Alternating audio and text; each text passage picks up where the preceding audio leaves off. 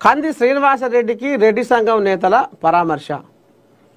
Adilabad Congress party assembly incharge Kandi శ్రీనివాసరెడ్డిని ఆయన బావమర్ది కుటుంబ సభ్యులను మంగళవారం ఆదిలాబాద్ జిల్లా రెడ్డి సంక్షేమ సంఘం అధ్యక్షులు నల్ల నారాయణ రెడ్డి, చిలుకూరి విలాస్ రెడ్డి, డిసిసిబి చైర్మన్ అడ్డి భోజారెడ్డితో పాటు పలువురు కాంగ్రెస్ నాయకులు పరామర్శించారు. ఆదివారం కంది శ్రీనివాసరెడ్డి బావమర్ది గడ్డం అఖిల్ రెడ్డి గుండెపోటుతో మృతి చెందడంతో వారు బేలా మండలం సిరిసన్న గ్రామంలో కంది శ్రీనివాసరెడ్డిని కలిశారు. అఖిల్ చిత్రపటం వద్ద పుష్పాంజలి ఘటించి సంతాపం ప్రకటించారు.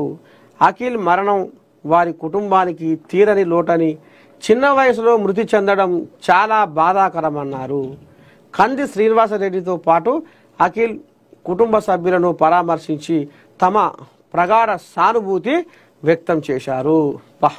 కానీ ఏ క్షణాన ఏమవుతుందో తెలుస్తలేదు, ఏ రోజు ఏ గండం ఎదురవుతుందో తెలుస్తలేదు. పాపం ఇలా మరి చూడు, చిన్న వయసులోనే గడ్డం అఖిల్ రెడ్డి గుండెపోటుతోటి మరణించడం,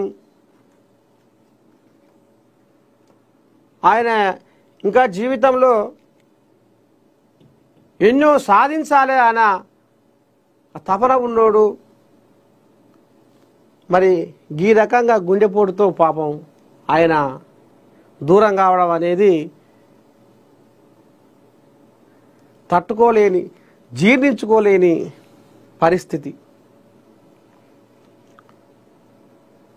మరి గడ్డం అఖిల్ రెడ్డి కానరాని లోకానికి వెళ్ళిపోయావా, మానలేని గాయము చేసిపోయావా, కానరాని లోకానికి వెళ్ళిపోయావా, మానలేని గాయము చేసిపోయావా, ఎలా మరువా జాలము నిన్ను,